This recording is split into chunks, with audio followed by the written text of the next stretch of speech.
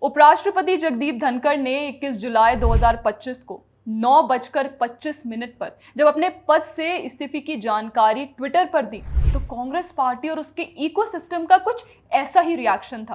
पहले तो वे चौंके कि अरे ये क्या हो गया, फिर खुश हुए कि अरे वाह अब मोदी जी क्या करेंगे, फिर दुखी हो गए कि कोई तो बड़ी चाल मोदी जी ने चली है, फिर तुरंत ही कंफ्यूज आ गए कि हुआ क्या है। जी हाँ दोस्तों, कांग्रेस पार्टी अपना नाम बदलकर इंडियन कंफ्यूज पार्टी भी कर सकती है। उपराष्ट्रपति के इस्तीफे को लेकर ही नहीं बल्कि इस बात पर भी कि पार्टी कंफ्यूज है कि उसकी राजनीतिक विचारधारा है क्या।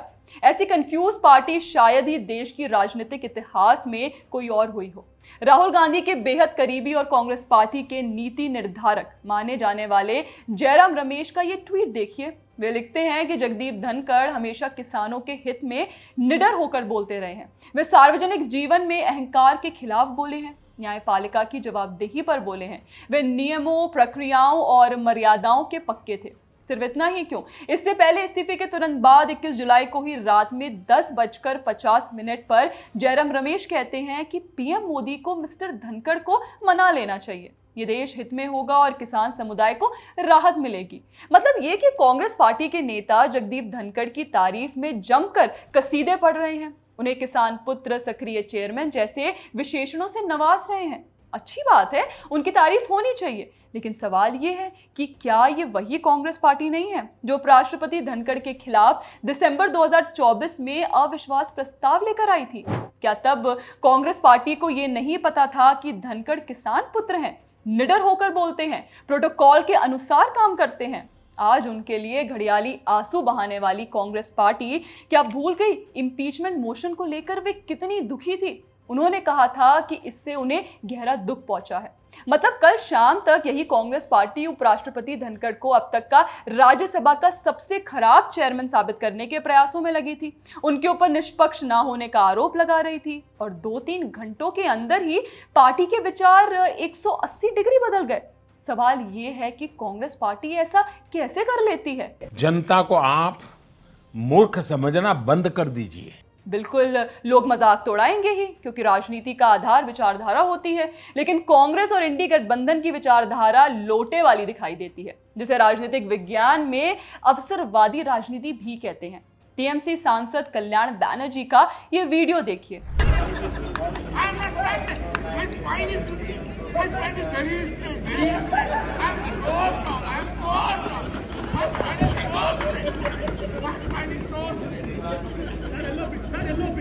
देखा आपने, ये वीडियो दिसंबर 2023 की है जब कल्याण बैनर्जी जगदीप धनखड़ का मजाक बना रहे थे, उनकी विनम्रता पर फब्तियां कस रहे हैं, उनकी मिमिक्री कर रहे हैं और कांग्रेसी शहजादे उनका वीडियो रिकॉर्ड कर रहे हैं। और आज वही विपक्षी दल उनके इस्तीफे पर घड़ियाली आंसू बहा रहे हैं। इस वीडियो को भी ध्यान से देखिए। समाजवादी पार्टी की सांसद राज्यसभा में चेयरमैन जगदीप धनखड़ की ओर उंगली दिखाते हुए जा रही हैं।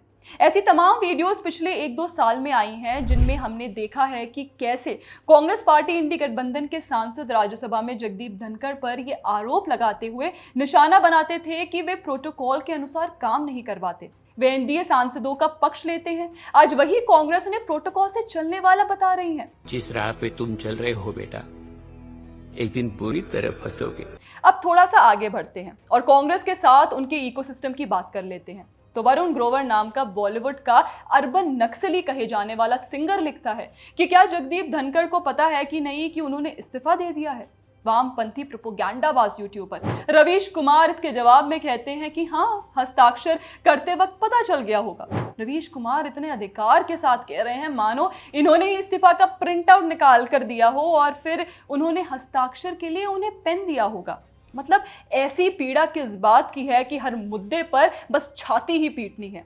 शायद ये दुख इस बात का है कि पॉलिटिक्स में क्या हो रहा है, क्या हो सकता है, इसकी इन्हें कोई भनक नहीं होती। एक वो भी समय था जब वामपंथी पत्रकारों की ये लॉबी ही इस्तीफा टाइप करती थी। खैर, जब से धनखड़ ने इस्तीफा दिया है तब से सोशल मीडिया पर एक और तूफान दिखाई दे रहा है।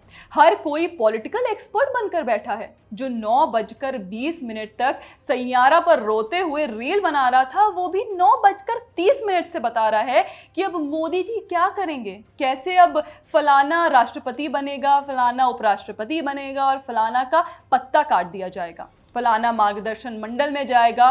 गजब हाल है। मतलब जो लोग सब्जी के लिए कड़ी पत्ता तक नहीं तोड़ पाते, वे कल रात से मंत्रियों के पत्ते काट रहे हैं। ठीक है, लोकतंत्र है, सब बोल सकते हैं, लिख सकते हैं तो लिखिए, लेकिन कम से कम गोबर तो मत करो भाई। एंगेजमेंट फार्मिंग के चक्कर में ऐसे भ्रम में भी मत आ जाओ कि खुद को चाणक्य के चाचा समझने लगो और कुछ भी अनाप शनाप लिख दो। वैसे एक सवाल उन बड़े पत्रकारों से भी है जो कल रात 9:25 के बाद से लगातार बता रहे हैं कि अब कौन उपराष्ट्रपति बनेगा।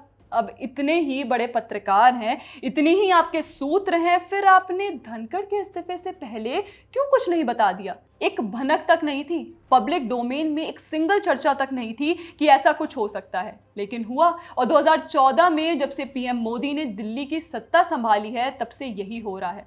हर बार ये पत्रकार और कथित राजनीतिक पंडित मुंह की खाते हैं और ये बात आप लिख कर रख लीजिए, इस बार भी वे ऐसा ही होगा। खैर, जगदीप धनखड़ के इस्तीफा पर कांग्रेस विलाप कर रही है, इस पर आपका क्या कहना है हमें कमेंट करके जरूर बताएं। बाकी आपको हमारा कंटेंट पसंद आता है तो हमारे चैनल को सब्सक्राइब भी कर लें। जय हिंद।